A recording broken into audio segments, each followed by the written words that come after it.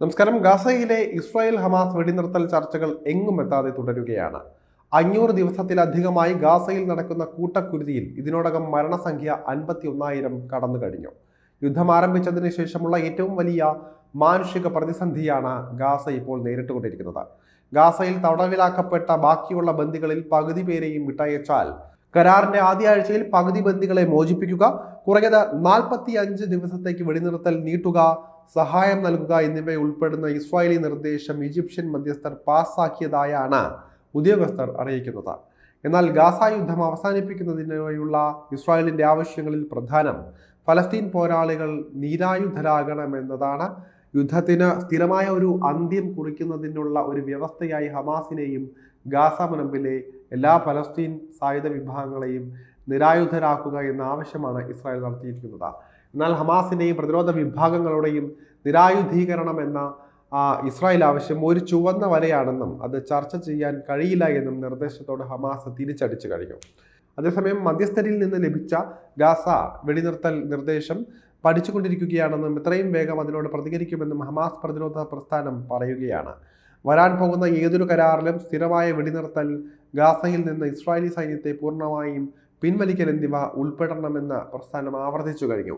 യഥാർത്ഥ തടവുകാരെ കൈമാറുന്ന കരാറും പ്രദേശത്തിന്റെ പുനർനിർമ്മാണവും ആണ് ഗാസ ഇപ്പോൾ ആവശ്യപ്പെടുന്നത്. ഫലസ്തീൻ ജനതയുടെ കഷ്ടപ്പാടുകൾ അവസാനിപ്പിക്കുന്ന എല്ലാ ഓഫറുകൾക്കും ഹമാസ് സന്നദ്ധരാണ് എന്നാണ് ഹമാസ് മുതിർന്ന ഉദ്യോഗസ്ഥനായ സമി അബു സുഹ്രി വ്യക്തമാക്കിയിട്ടുള്ളത്. വെടിനിർത്തൽ അട്ടിമറിക്കാനുള്ള ഇസ്രായേൽ പ്രധാനമന്ത്രിയായ ബെഞ്ചമിൻ നെതന്യാഹുവിന്റെ ശ്രമങ്ങളെയും സാമി അബു സുഹ്രി കുറ്റപ്പെടുത്തിയിട്ടുണ്ട്. ഏതൊരു കരാറിനെയും അട്ടിമറിക്കാൻ നെതന്യാഹു അസാധ്യമായ വ്യവസ്ഥകൾ സൃഷ്ടിക്കുകയാണെന്ന് പറഞ്ഞ അബു സുഹ്രി പ്രതിരോധ പോരാളികളെ നിരായുധരാക്കണമെന്ന് ആവശ്യപ്പെട്ടുകൊണ്ട് ഭരണകൂടം ഒരു ചുവന്ന രേഖ കടന്നിരിക്കുകയാണെന്നും മുന്നറിയിപ്പ് നൽകി. പ്രതിരോധത്തിന്റെ ആയുധങ്ങൾ ഒരു ചുവന്ന വരയാണെന്നും അത് ചർച്ച ചെയ്യാൻ കഴിയാത്തതാണെന്നുമാണ് ഊന്നി പറഞ്ഞിരിക്കുന്നത്. നെതന്യാഹു സ്വന്തം രാഷ്ട്രീയ താല്പര്യങ്ങൾക്ക് അനുസൃതമായി പ്രവർത്തിക്കുകയാണെന്നും ഗാസയിലെ ജനങ്ങളെ കൊല്ലുന്നതിൽ ഇസ്രായേലിന് പുറമെ അമേരിക്കൻ പ്രസിഡന്റ് ഡൊണാൾഡ് ട്രംപും പങ്കാളിയാണെന്നുമാണ് അദ്ദേഹം വിമർശിച്ചിരിക്കുന്നത്. അതേസമയം ഗാസയിലെ മാനുഷിക പ്രതിസന്ധി നിയന്ത്രണാതീതമായി നീങ്ങുകയാണെന്നും ആഴ്ചകളായി ഒരു സഹായവും പ്രദേശത്തേക്ക് എത്തുന്നില്ല എന്നും സ്ഥിതിഗതികൾ അതിവേഗം വഷളാവുകയാണെന്നും ഐക്യരാഷ്ട്രസഭ നേരത്തെയും മുന്നറിയിപ്പ് നൽകിയിരുന്നു. ഇസ്രായേൽ മാനുഷിക സഹായം തടഞ്ഞതോടെ ലക്ഷക്കണക്കിന് ആളുകൾ പ്രദേശത്ത് നിന്ന് പലായനം ചെയ്തിട്ടുണ്ട്.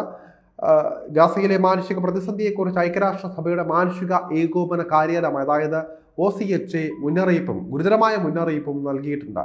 കാരണം ഉപരോധിക്കപ്പെട്ട പ്രദേശത്തേക്ക് സഹായങ്ങൾ പ്രവേശിക്കുന്നതിന് ഇസ്രായേൽ ഭരണകൂടം പൂർണ്ണമായ വിലക്കാണ് നടത്തിക്കൊണ്ടിരിക്കുന്നത്. UN മാനുഷിക കാര്യാലയത്തിന്റെ കണക്കനുസരിച്ച് 1.5 മാസമായി ഗാസയിൽ ഒരു സാധനങ്ങളും എത്തിയിട്ടില്ല. ഇസ്രായേലി ആക്രമണം പൊട്ടിപ്പുറപ്പെട്ടതിനു ശേഷമുള്ള 18 മാസത്തിനിടയിലെ ഏറ്റവും മോശമായ സാഹചര്യമാണ് പ്രദേശത്തുള്ളത് എന്നാണ് അറിഞ്ഞിരിക്കുന്ന റിപ്പോർട്ടുകൾ. ഗാസയിലെ ജനങ്ങൾ മെഡിക്കൽ സപ്ലൈസ്, അതുപോലെ തന്നെ ഇന്ധനം, വെള്ളം, മറ്റവശ്യ വസ്തുക്കൾ എന്നിവയുടെ ഗുരുതരമായ ക്ഷാമം നേരിടുന്നുണ്ടെന്നും മാനുഷിക ഏകോപന കാര്യാലയം കൂട്ടിച്ചേർത്തിട്ടുണ്ട്.